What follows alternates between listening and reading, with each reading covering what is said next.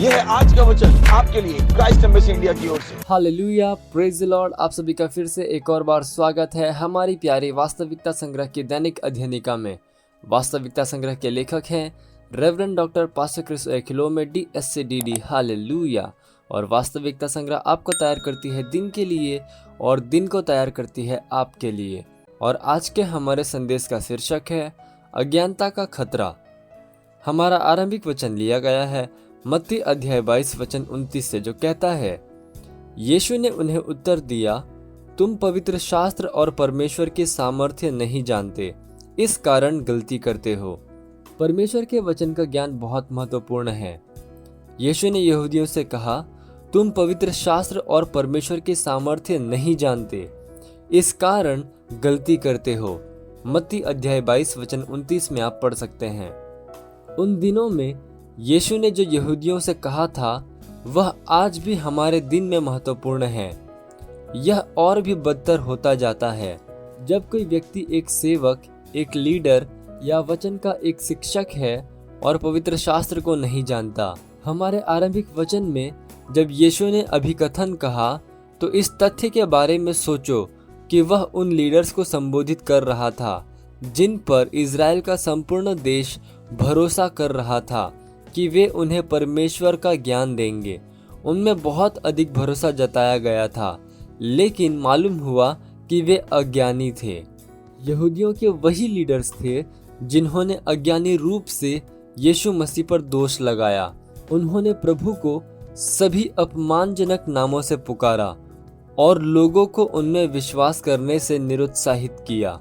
उन्होंने उसे मृत्यु दंड दिया और उनकी आंखों के सामने यीशु को गाली दी गई, अपमान किया गया, पीटा गया और क्रूस पर चढ़ाया गया। उन्होंने यीशु को एक धोखेबाज कहा, लेकिन वे लोग थे जो धोखा दे रहे थे और धोखा खा रहे थे। इसमें कोई आश्चर्य नहीं कि पौलुस ने अपनी एक पत्री में कहा, हमारे दिनों में विशेषज्ञों को इस बात का अंदाजा नहीं था कि यह अनंत योजना क्या है। यदि उन्हें पता होता तो वे परमेश्वर द्वारा डिजाइन किए गए जीवन के स्वामी को क्रूस पर नहीं चढ़ाते।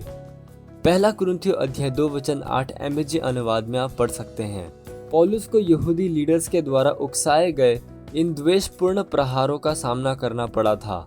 एक बार वह और उसके सहकर्मी प्रचार करने के लिए थिस्सलुनीकियों में थे। जैसे ही पौलुस ने उनके आराधनालय में प्रचार किया, वैसे ही कुछ यहूदियों ने और भी बहुत सी महत्वपूर्ण महिलाओं ने उसके संदेश पर विश्वास किया। लेकिन यहूदी लीडर्स नाराज हो गए और कुछ विद्रोहियों को शहर में दंगे करने के लिए उकसाया। प्रेरितों के काम अध्याय 17 में आप पढ़ सकते हैं। वे अन्य जातियों के उद्धार के लिए परमेश्वर के उद्धार की योजना से अनजान थे।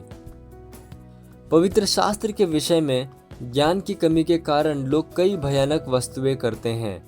यहाँ तक कि पौलुस अज्ञानता के खतरे की ओर अग्रसर था, और कैसे इस वजह से वह विश्वास में आने से पहले कलीसिया को सताने के लिए चलाया जा रहा था। पहला तीमुथियुस अध्याय 1 वचन 12 से 13 कहता है, मैं अपने प्रभु मसीह यीशु का जिसने मुझे सामर्थ्य दी है धन्यवाद करता हूँ कि उसने मुझे विश्वास योग्य समझकर अपनी सेवा के लिए ठहराया।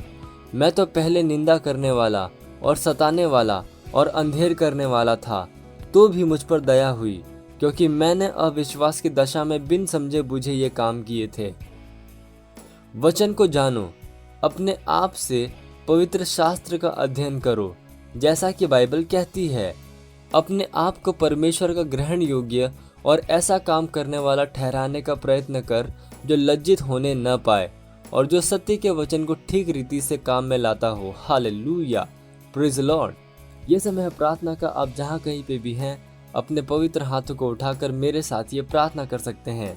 बोलिए, प्यारे पिता, आपके वचन के द्वारा आप मुझे उस विधान में चलाते और मार्गदर्शित करते हैं जिसकी आपने मेरे लिए योजना बनाई है। मैं हमेशा निर्भीकता से और आनंद से जीता हूँ। यह जानते हुए कि आपकी सिद्ध इच्छा को पूरा करने के लिए आप मेरे साथ और मुझ में काम कर रहे हैं। जैसे ही मैं पवित्र शास्त्र का अध्ययन करता हूँ, वैसे ही आपको और अधिक जानने के लिए मेरी समझ की आंखें प्रकाशमान होती है।